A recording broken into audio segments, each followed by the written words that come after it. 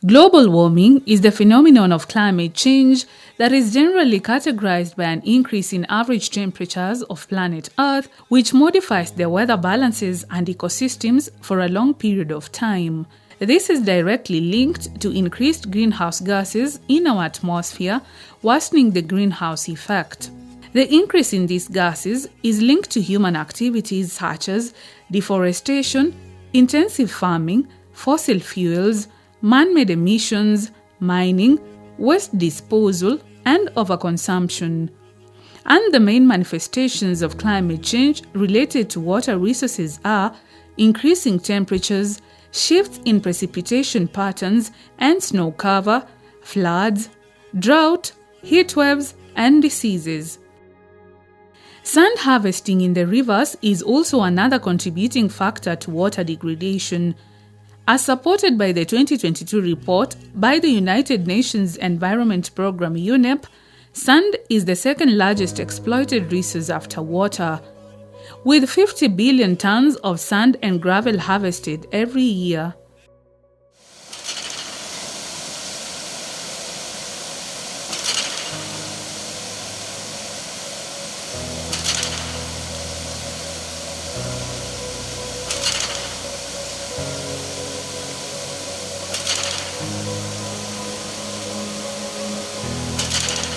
Water is an essential part of a community's existence. We cannot live without it, but it is running out fast. The question is, what are we doing that is causing the shortage in water levels across the globe? In our quest to understand this, we set out on a journey with the hope to quench our burning interest. It is a long journey from Nairobi City to the upcountry. Spotting our area of interest, we come to a stop and offload our gear ready for the adventure.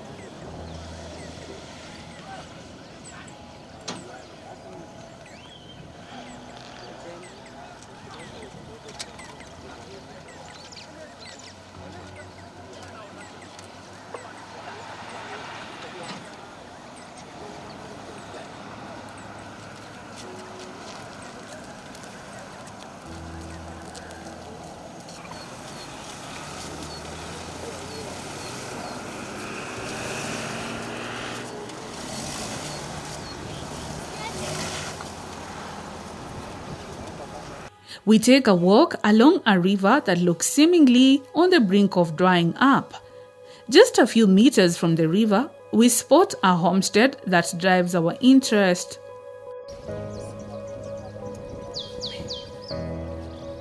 As we move forward along the extended riverbanks, we find a 37-year-old woman with her daughters on their second trip of the day at the river fetching water.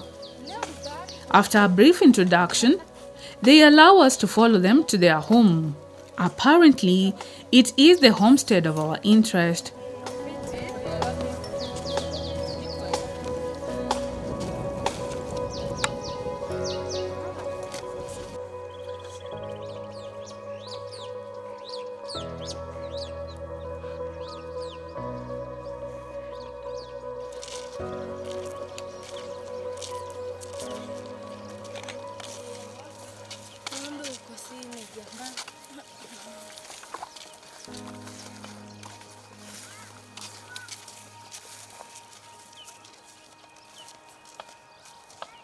Here, we are welcomed by a very friendly gentleman, and all the members of the family are very eager to know who we are and what brings us here.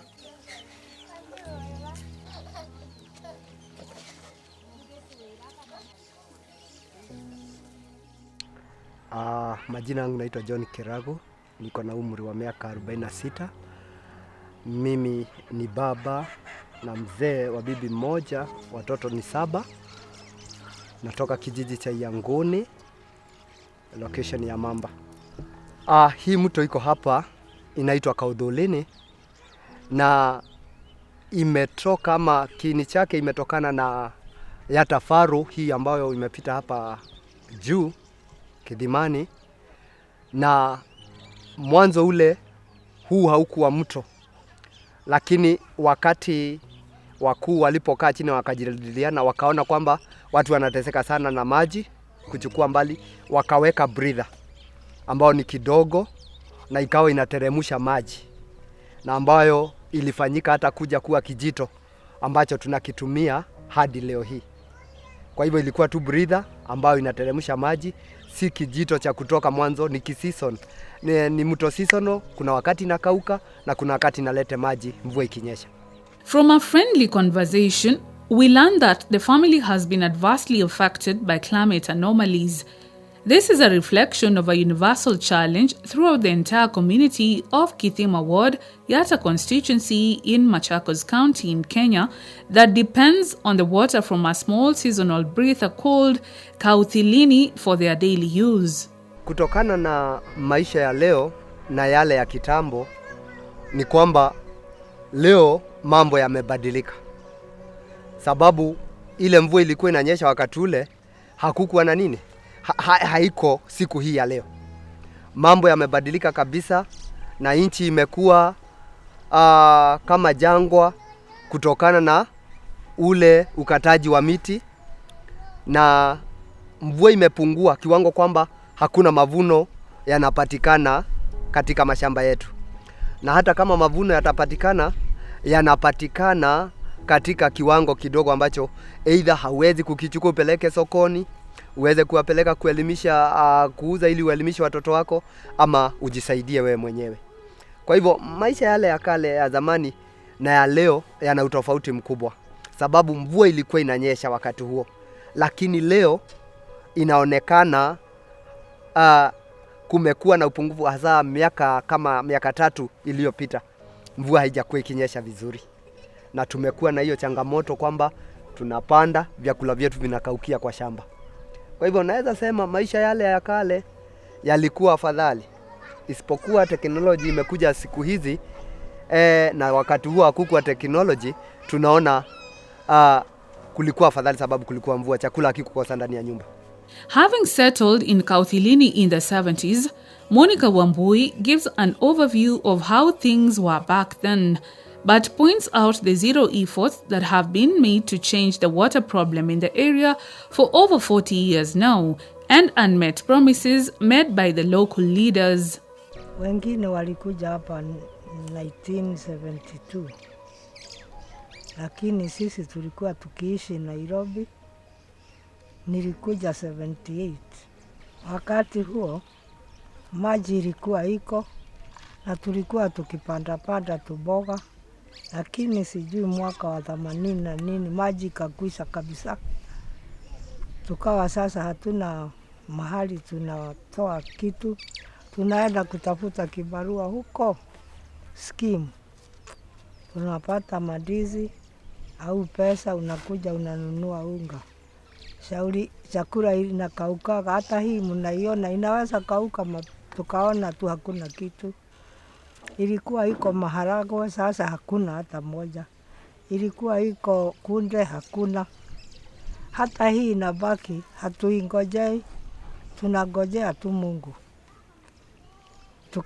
Sasa wale wana nguvu wanatafuta kibarua, na kibarua naye haipatikani. Mimi nafikiria kama nina nguvu ninaweza kwenda huko kwa water sijui nini, ndio niletewe maji nionage hapa.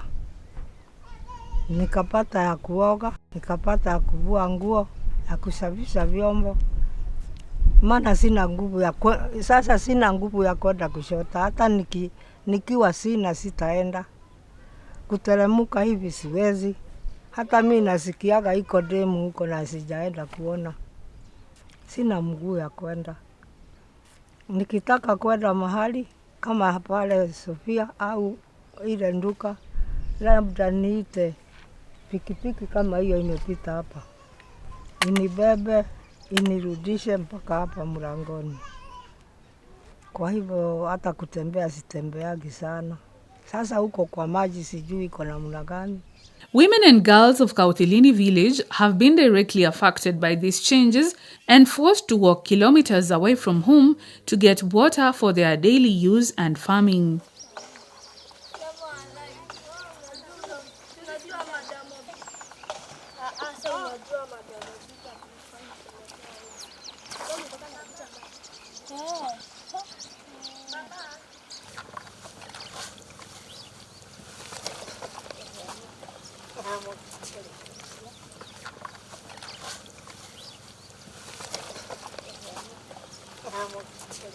As stones throw away from the Kirago family, Monica Wamboi, the family matriarch, cannot make the journey to the river and depends on her grandchildren and her daughter-in-law to help out. Hiyo maji sasa nasaidia na watoto wale kushota. Nikikosa ninakaa tu. Naenda na ngoja wakutoke wakuje wanishotee maji. Hata nikitaka kuvua wananiletea maji na vua. Tunakaaga na yule mtoto naitwa Irene. Anapikaga. Na mimi nikiletewa vitu yote hapo. Mboga, uga, maji, kuni ninapika. Lakini kwenda kuchukua hivi siwezi. Saa hii ninasaidiana na watoto. Nikichota maji kwangu wanachotea shosho. Nikifanya kazi ya kwangu kama ni kufua nguo na wanasaidia shosho ya. Kama ni nguo zake wanaenda wanamfulia huko kwa mto. Wakati niko peke yangu naamkia yangu, maji yangu na ya shosho. Nafua nguo kwangu namsaidia pia. Kama ni kazi ya nyumbani hiyo yote huwa tunasaidiana. Nasaidia hivyo sababu huyo shosho hawezi kuenda kwa mto hata ikue nini. Labda akuwe na pesa ndio achote maji. Aende atafute mtu akumchotea maji, kuni, mambo kama hayo. Ana hiyo nguvu ya kwenda kujitafutia. Nami pia nina mahitaji yale yangu, niko na watoto. Ninaenda nao kama ni maji, ninaenda na huyo mtoto, nachota maji na kuja. Juu hawezi hata kutulia pale kwa huyo shosho. Shosho hawezi kukimbizana na mtoto wa mtu. Sasa kumwachia mtoto ni kujisumbua kabisa. Maisha yake imeisha kusaidia. Sasa ile yake ni ya kujiangalia yeye mwenyewe. Apatiwe chakula, kila kitu. Yaani kila kitu yote iko hapo karibu na yeye. Maji, chakula, kufuliwa, kila kitu ikue ametengenezewa. Imefika mwisho wa kusaidia sasa. Ile kazi niko nayo ni mingi ya watu wawili na watoto wangu. Sasa hiyo kazi yote huwa najiekelea kwa mabega. Kuzisaidia na kusaidia ule mzazi. Sababu mimi ndo namuona, wale wengine wako mbali, unaona? Sasa kama ni wasichana wake wako mbali. Wakikuja ni mara moja kwa mwaka, hawezi kukuja tena, wako kazi zao.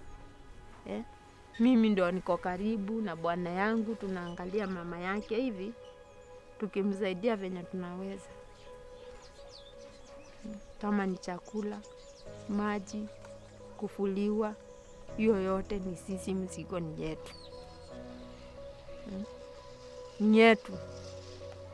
Na tuwezi kulala hapa kama tumekula chakula na yeye hajakula, mpaka tukule pamoja sababu yeye ni mama yetu aliyetuzaa. When the rain stopped falling and with nothing on the farm, the mother of 7 is forced to work on plantations far from home so as to provide for her family. Tunatafutanga tu chakula na kibarua. Nenda pengine tunapata ile mishiri na inapandwa na wenye wako na pesa na huku hivi karibu na mto. Tunafuna, tunakuja tunapika, tunauza wanatupatia hiyo kibarua ya kufuna hiyo mishiri. Tunauzia tunalipwa. Mwenye anafanya tu kazi ana mikono nyepesi, anafuna chakula kama anapata tu tuseme 300, wengine 400. Ukipata hiyo 400, naenda tunanunua kama ni pakiti moja si 200 sasa. Na tumafuta ya kukaanga, tule tudogo na tuboga tu hivi. Nakuja analisha watoto hiyo siku na tunaamka. Ni hiyo kukosa pesa. Hii kukosa kazi kabisa. Yaani unapata hakuna mahali kuna kazi. Unazunguka unapata kibarua hakuna. Mpaka saa zingine mnaweza kujikunja tu hivyo sababu mko na watoto lakini mnajifanya hamuwaoni. Nashindwa sasa mtafanya nini juu hapa hatuoni pesa sijapatikana, hata ukizunguka kila mahali uoni kazi imeisha na unakaa unaona hakuna kazi. Kama ni mimi nimezoea kwenda tu na hiyo kikapu naenda kuchuna hizo mishiri, na huku mishiri kikauka, tumito tukikauka, mishiri natoka wapi? Hakuna. Hata wakifuta maji na huku nakuta hata huko kumefungwa, ile ya kukunywa ndio inapatikana. Hiyo mishiri kiisha, shida ndio hiyo sasa. The last rains in the area were experienced in April 2022. The residents are hoping that there will be rain soon for their drying crops on the farms. They cannot survive a fifth season with no harvest. Mara 4 tumepanda, hakuna kitu tunatoa. Tunapanda mvua hii inakauka yote. Tunapanda ingine inakauka. Tunapanda ingine inakauka. Hiyo miti tunajaribu kupanda, si unaona kama hii ni mukidoli. Ilikuwa mzuri. Nilikuwa nikisema imwagiliwe maji. Sijui huko chini kuna kuwaga na mawe. Hata huku ilikuwa mababa ingine inapandwa, ikikuta mawe inakwisha. Hasa watu wanaonaga kama sisi tulikuja kitambo, hatuna kitu. Tunajaribu, lakini hatujui inaenda wapi. Ikienda chini unaona ni mzuri, inarudi inakauka. Ann Modhoni, a struggling subsistence farmer, says that they have had 4 planting and harvesting seasons with nothing to show for it because of no rainfall and access to water for irrigation. She has been forced to burn charcoal in order to get money to purchase petrol for a water pump that can only get water to a very small portion of a farm.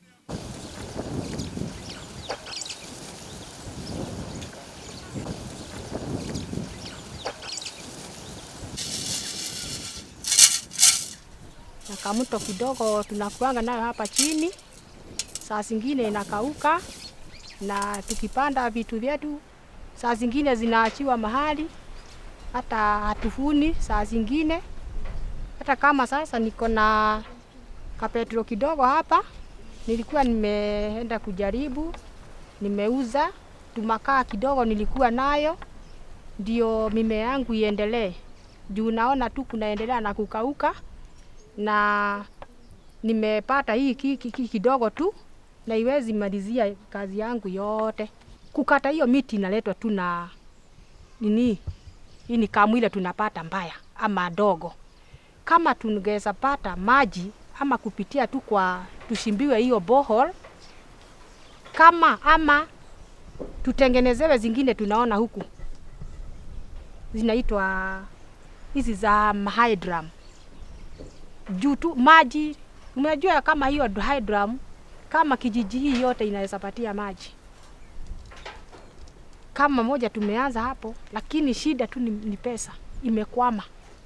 Tukijaribu tu tupate maji. Kwa hivyo ningeuliza kama tunaweza pata hiyo borehole ama hiyo hydram, mungetusaidia tuinuange angalau maisha hii tuko nayo. Juu mimi nikiingia hapo kwa shamba, mimi naendelea sana.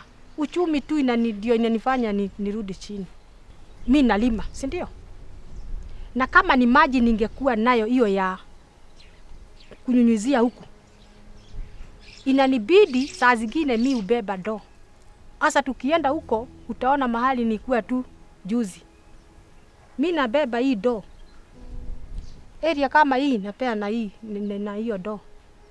Kama ni maji kama hiyo, siana unaona hiyo nikibeba hiyo ndoo, hiyo nitachukua muda mwingi sana. Kama ni maji hii ya kupea na nini na hiyo mfereji, ningemaliza mapema na niende kazi nyingine na nifanye.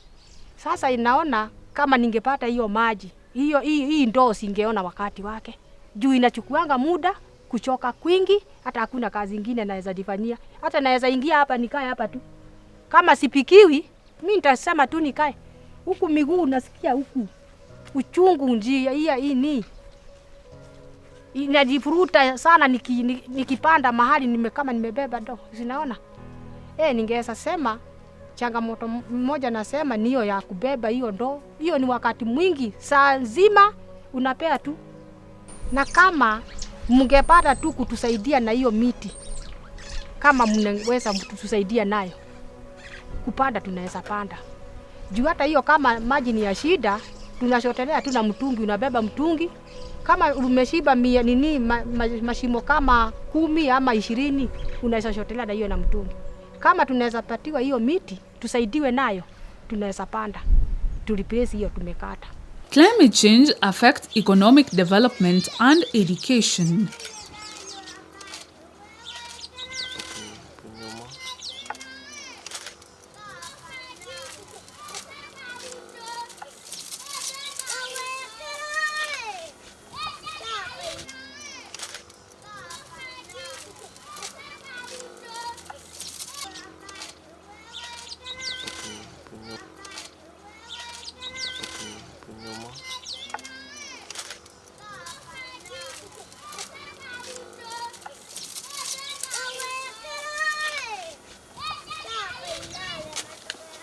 Monica, an ambitious girl who dreams of being a chef and a doctor in the future, highlights the challenges brought about by the limited accessibility of water, especially in her education.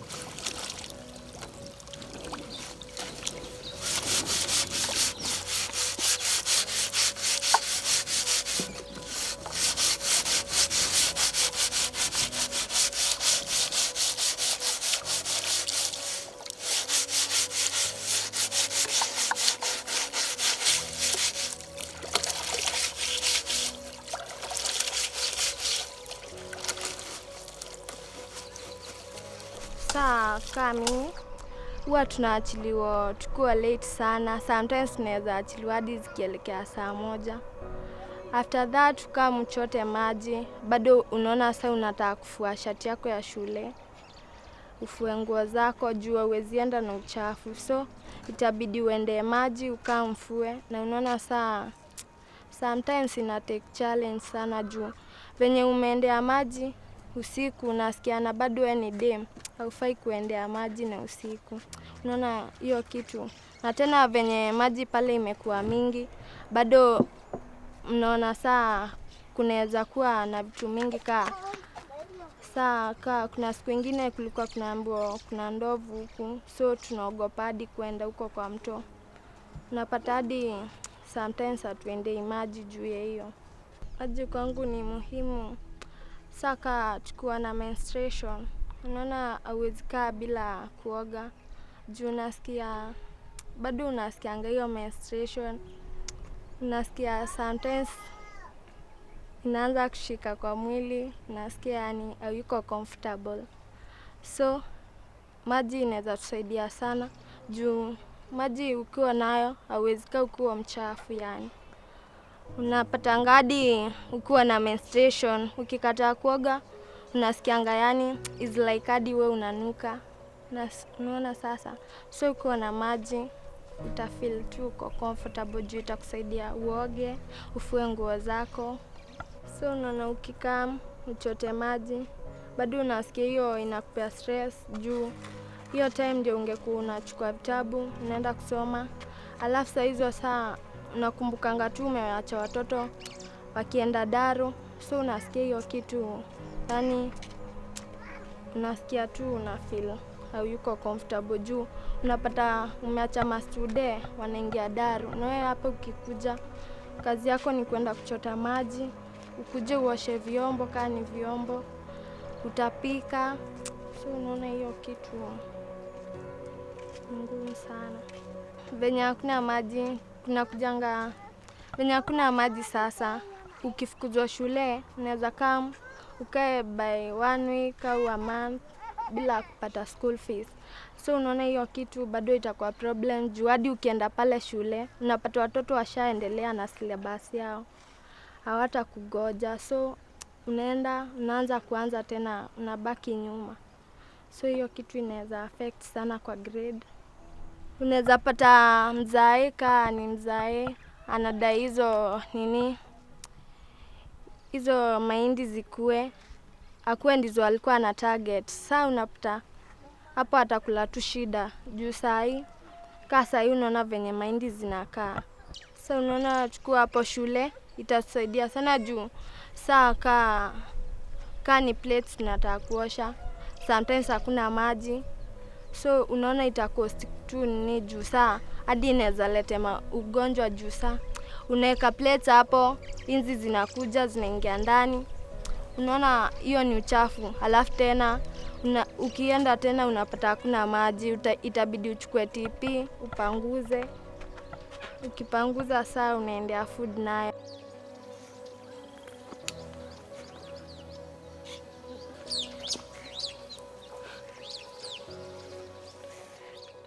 Ndani yangu najiuliza, si wale wengine wanasoma?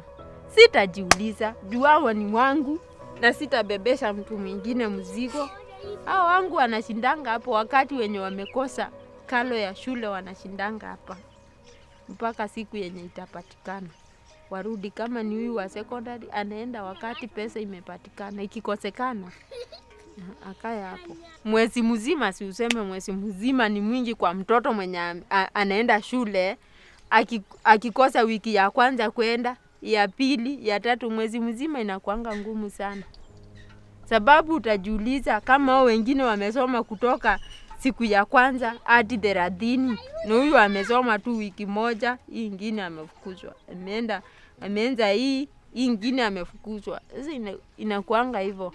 Wamesoma tu hivyo lakini wamemaliza wengine. Wamesoma hivyo na wamemaliza. Sababu kuna ule mmoja amesoma tu hivyo unasema ati anaenda inakosekana wiki mzima, anapata hii nyingine, anasoma hivyo, amesoma hivyo. Amemaliza 4. Sisi hatujali. Nasema sasa amemaliza na amesoma hivyo. Mimi siwezi kusema ati alikaa kwa kilasi miaka yote. Amesoma hivyo sababu tulikuwa na shida ya pesa sana. Wakati aliingia ikiwa kuna shida mingi sana. Hata maji ndio hiyo wakati hata hakukuwa na maji 2018 hiyo. Hakukuwa na maji kwa mto. Kulikuwa na shida lakini mvua ikakuja ikanyesha vizuri. Mito ikajaa maji. Wakati huo wa 2018 17 hapo ndio mtoto wangu aliingia form 1 hiyo wa kwanza. Na hiyo wakati wa 2018 ndio mvua ilikuja kunyesha, chakula ikajaa yani tu mahindi tukapata gunia 3 kwa hii kashamba. Unaona ilikuwa imenyesha. Hatukuwa tumelima yote, tulikuwa tumelima tu kasehemu kidogo hapa tu hapa nje. Lakini ilitoa gunia ngapi? 3 ya mahindi. Hiyo 3 ilitusukuma. Sababu hatukuwa tunatafuta chakula. Ilitusukuma hiyo mpaka akasoma. Chakula ikipatikana ya tumbo si alitafutiwa. Sasa school fees ikapatikana ya kusoma mwaka hiyo ikapita. Hii nyingine tukaanza kutafuta hivyo. Tukatafuta fenye tutapata. Tukapata tu ya kurukaruka hivyo. Unasema mwezi hii nasoma wiki 2 nafukuzwa. Nasoma hiyo nyingine miezi 2 anafukuzwa hivyo. Lakini Mungu amemsaidia, amemaliza. So mimi naweza furahi sana nikiona maji tu ikiwa hapa nje. Mimi nikiona sumbuki kwenda kwa mto, mimi naweza furahi sana.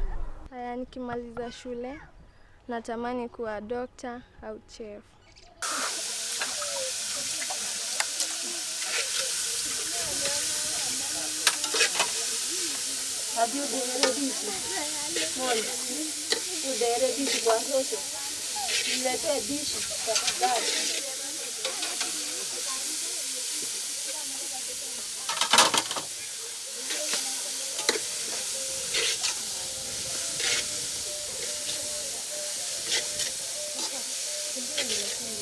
Water scarcity has exposed women and girls to vulnerabilities like abuse, rape, and other forms of gender-based violence as they move about in search of water and food for their household. Even with security concerns, the women of Kauthilini village don't have a choice, for they have to trek for kilometers to access water.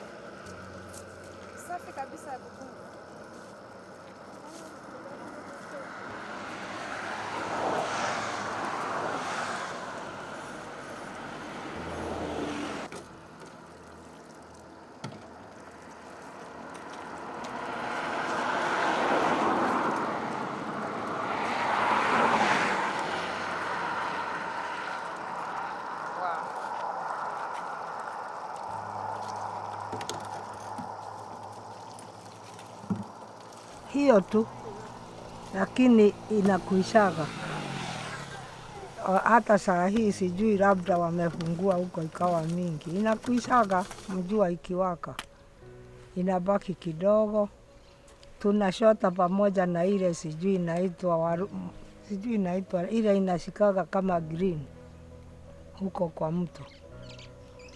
Unaweza shota hiyo, unakuja na iko na hiyo kitu, unatafuta kishungi unashunga. Kwa hivyo tunakaaga hivyo na tabu zetu. Lakini siku ilikwisha kabisa, ulikuwa tunaenda kutafuta huko upande ule. Na siku hiyo nilikuwa na nguvu kidogo, nilikuwa nikienda. Sasa hata kama iko hapo, hata kama ni mzuri, mimi sijui mto huko namna gani. Siwezi kufika huko. Nilikuwa nimefurahia siku yule mtu alikuwa anasema atatuletea maji, atatuwekea stima. Hatujui ilifanya nini. Upande ule alitengeneza, lakini upande huu hakutengeneza. Sasa kama hiyo shida hiyo ni iko, sababu nikiamka asubuhi ninatamani kuoga na kuosha watoto waende shule mapema, kuwapikia kachai kama maji iko hapa inakuwa ni sawa. Lakini nikiamka asubuhi nijipate sina maji na telemuka niende nikatafute maji, inakuwa ni kazi ngumu, sababu nikiamka kwanza nitachelewesha watoto wakienda shule. Nitaleta maji nipate hiyo dakika ya kwenda kwa mto ni kubwa. Nikuje nipate watoto wamechelewa kwenda shule, na ningeamka nipate maji hapa nje. Ningeamka tu mapema nikifungulianga mpereji, kuchemsha katai, watoto wakunywe, kuwaosha na waende shule wakiwa wasafi. Nakuta hata siwezi kuteseka, sababu hiyo maji venye nimeamkia kuenda kuitafuta nimeharibu wakati mwingi. Lakini ikiwa nje ninaipata, ikiwa hapa nje nitaamkia kazi hiyo tu. Ninakumbuka nitaamkia kupikia mtoto chai, kumuosha na aidha kuosha vyombo. Hiyo sitakuwa ninaenda kuitafuta maji mahali pengine. Ile shida tulikuwa nayo, sababu hakuna mahali pengine unaweza. Kwanza wakati kama huo kumekauka, hakukuangi mahali kuna kazi. Unaenda mbali sana na huko hata ukienda kwa mtaro unapata hiyo mtaro imekauka, ile yenye inateremsha maji huku ndio huku kukauke. Hata kwa mtaro hakukuangi na maji. Maji inakuwa hakuna, hata ile mto kubwa inaitwa ya Thika inakuanga imekauka saa hiyo. Unakuta ni mawe tu, unapita unapata tumaji kidogo. Sasa hiyo wakati ndio nakwambia hata hii mti kusimama hapa nje hii tutachoma makaa, sababu hakuna kitu kingine. Mpaka uchome hiyo makaa tuende tuuze ndio tupate chakula. Meters away from the community's only source of water, Mugoga Kinya is cutting down a tree.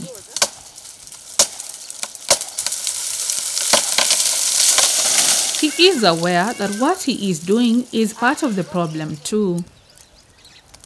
Sasa riziki yangu imekuwa ngumu kwa sababu huku sijui mambo ya vibarua. Sasa nikapata kibarua ingine rahisi, ni ya kutengeneza kuni kama zile. Kisha tengeneza unaweka kwa hurubaro, unapelekea mwenye bucha. Sasa mwenye bucha anakulipa kama mmesikizana 100, ama anakulipa ile pesa anakulipa. Basi siku hiyo unapata yako ya kukula na siku inasonga. Sasa unajua kenye tunafanya, kama sasa vile unasikia nikisema nitaenda kutafuta job na hapa nitalima. Kulima sio peke yake ati kulima tu mahindi. Lazima nitaweka nasari kama ya kamiti. Si nimekuambia kuna kamuti nimeshadunga huko. Nilikuwa nimetengeneza nasari, lakini sasa ile mvua ilinyesha kama na mchezo ikawacha, zingine zikakauka. Sasa nikachukua kamoja nikasema nitakuwa nikiangalia. Ni vizuri tunaweka miti zingine. Unaona? Kwa nasari. Ndio sasa wewe ukitoka unajaribu kuziwacha zikiendelea. Kwa sababu sasa nimekuambia kama niko na kamashini. Sasa hata zenye zimeangi huku mahali kuko kukame, nikileta hiyo kamashini nikitupa maji itaendelea na kufanya vizuri. Na unaona nitakuwa nimereplace kama ni ile nilikata, nitakuwa nimereplace na nyingine. Na tena sasa tutahitaji miti ya mbao, sio kama hizi hazitusaidii. Hizi hazitoki mbao, hizi ni kuni tu. Sasa ni mzuri kupanda miti kama zenye zinatoka mbao, zinaweza kutengeneza mpaka nyumba pa. Unaona? Inaweza kukusaidia kwa mambo mengine ikujao. Sasa ile kitu tunaweza fanya ni kuchangia kupanda miti. Kama vile unaona mimi nimekata hii. Kuna moja tayari nakachungulia nikiwa pale. Unaona hapo pameanguka miti, sijui kama kamevunjwa. Kuna kamoja nilipanda hapo. Nikasema haka ndio nitakumbukanga wakati corona ilinifukuza Nairobi. Haka kakikua nikiwa hapa, kakiendelea kukua, katashikilia hiyo mto na ukute bado kametengeneza mazingira. Juu sasa hii mmomonyoko ya ardhi pia inatuharibia. Na unaona sasa nao miti ikikosekana pia mvua inapungua. Showing their efforts in countering the effects of climate change in their personal lives, the community members of Kautilini have come up with a project to build up a dam, but unfortunately, it has stalled due to a lack of funding and resources.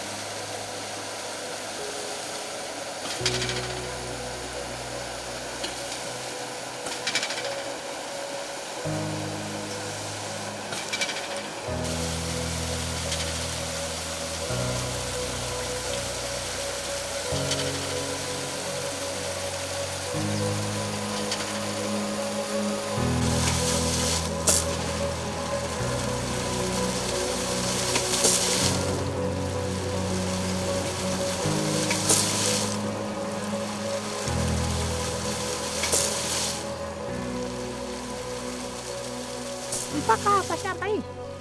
Unaona kama hii? Hii ni kasehemu tu tuseme kutoka pale kwa ile bati hii hapa kwa hii nyumba yangu. Ni kutoshana hapa kwa nini hapa. Hiyo ka area tu. Kwa hivyo nikisema kutoka kwa mto mpaka hapa, hata ngiri 3 inaweza enda kwa siku moja tu. Na maybe ikose kumaliza. Sasa ile nikwambia sasa haido amiko hapa. Sasa ndio tulikuwa tumeshikana kikundi. Iko tu hapa. Na sasa hiyo pesa tu ya kufuta angarau kapaipu kamoja tushikane hivi. Kila mtu ako hivi juu ni kujisukuma tu. Tunashindwa. Kama tungepata tu kama hiyo hydram tupate kitu kama hiyo shimo moja. Tufurute hapa. Huyo anaweza saidika na hiyo pipe. Juu ni kupeana tu masiku ene. Unaona hivi.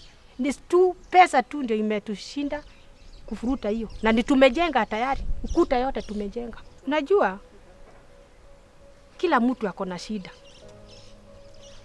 Na mwingine ukimguzia hiyo na vile kumekaa hivi na hata unga ya jioni hana. Anakuambia hawezi. Kweli ukiangalia vile hata wewe unaona tu. Na ile kazi imebakia ndio mingi. Tulijenga hiyo ukuta ndio. Kuna paipu zingine zitaangushwa hapo. Zile ya kuleta ile nini? Na ingine ya kutoa. Na ile mashini sasa ya kupiga. Kwa hivyo, kama tumetoa hiyo kama ni 40, ile imebakia ndio mingi. Hiyo chuma nasikianga inatokanga sijui 25 moja na ni 3 inashikanishwa. Hiyo sasa ni 75. Kwa mto kulala tu hapo. Kuja ujenge nini ile mashini sasa. Alafu hii ya kuenda nyumbani. Hii ya kuja hapa nini kwa shamba hiyo hakuna kitu. Lakini pale chini na hiyo mashini hapo ndio kazi iko. Jambo moja ambalo ni changamoto kwa watu kama sisi. Sijui nitasema namna gani lakini nitasema ni ile kiwango ambayo tunaweza ita ya umasikini. Unakuta ndio tunaona na tunataka lakini hatuna ile nguvu ya kuweka ama kununua zile materials zinatakikana kuweza kuyavuruta yale maji kuyaleta katika mashamba yetu. Kwa mfano, pipe zenye zinatumika mahali pale unakuta ziko na karibu shilingi 1,100. Na ile mashini inatumika pale pia iko na karibu shilingi 1,000. Unakuta hiyo ni changamoto mojawapo ya sisi kuwa na hiyo maji. Sisi tumejiandikisha, lakini unakuta ile kujiandikisha, ile pressure ya kuweza kupandisha maji hatuna. Lakini tulijiandikisha, tulijenga hiyo koo ya kusimamisha maji, lakini wewe unasimama hapo ugoje wakati wa Mungu ambao tunasema ndio mzuri. Wazo moja na wazo ambalo kama wanaume tunaweza shirikiana tufanye, na ili tuweze kuwa na mfereji kwa kila boma, mwanzo ni kuungana na kushikana, jambo ambalo linaweza kuwa rahisi sana. Alafu tuweze kuvurutana ama tuweze kutafuta ile license ya kuvuruta maji kutoka kwa ile faro ambayo hata ikikauka haikauki wakati wote. Kwa hivyo tunaivuruta kutoka huko mbali, tunalete hiyo maji, alafu tunagawana, kila mtu anaenda, tukifika kwa kila nini tunawekea kila mtu tea ili kila mmoja aweze kuwa na maji yake. Climate action is an individual responsibility that needs to be instilled in every human being, young and old, in order to save, preserve, and restore nature for a healthy ecosystem. My name is Reverend James Jars Oboru. I come from Marsabit country, but I served these people in Yatta Mission area as a Presbyterian minister in Yatta Mission area. As a church, first of all, we are sponsoring needy students in this area. At the same time, we have already drilled 2 boreholes, one in Kiwanza, that is next to NYS, and one also in Matu. At the same time, here this area, because we are partnering with the mission board in our PCA office, then we can request them again to assist these people to drill more borehole in this area. Well, every time actually we are creating awareness on the importance of tree planting in the area, and every holidays we are conducting a seminar on the same to create awareness on planting the trees. Yes, as a church actually that is what our church is doing, and every rainy season we are encouraging our members to plant more than 1,000 trees, and we have done that despite the fact that this area has a lot of challenges because of maybe lack of sufficient rain in the area, but that is our take as a PCA church. Kama tunaweza panda miti kwa wingi, naona tunaweza zuia hiyo. Hata hii soil erosion sinaletangwa tu na miti hiyo. Tulikuwa tunasoma hivyo. Tulikuwa tunaambiwa tusikate miti juu ya hiyo soil erosion. Naweza ongea niseme tupande miti kwa wingi na tujaribu tu kushimba hii terraces kwa mashamba yetu. Ndio tuzuie hiyo juu hii mchanga, hata kama kwingine unaweza ona hata kama kuko na mvua, watu wengine wapati kitu juu kiachilia ile shamba hiyo yote inaenda kwa mto. Sasa mimi naweza sema kama vile nisema hapo kitambo, tukiona miti tunaweza panda. Mimi kwa kubeba do, hata sio mashine, mimi kwa kubeba do nimebeba. Kama unaweza letea mimi kama saa hii, naweza panda kabisa. Mikakati ambayo tumeweza kuchukua as a community, jambo la kwanza tumesema tutasimamisha utoaji wa michanga katika mito yetu. Kuna wale wauzaji wa mchanga wanakuja wanatoa mchanga kwa mto, wanauzia wenye wananunua, na pia hiyo inachangia, sababu penye panatolewa mchanga maji inafanya nini? Inashuka chini.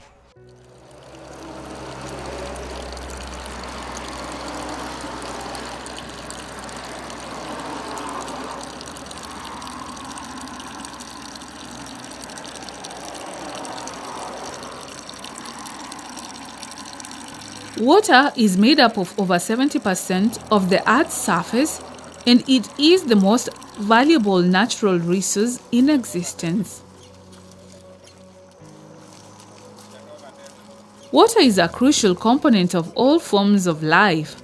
Furthermore, it is a habitat, a commodity consumed by animals and plants. We all need to make changes in our daily lives, and if not for ourselves, at least for the future generation to come.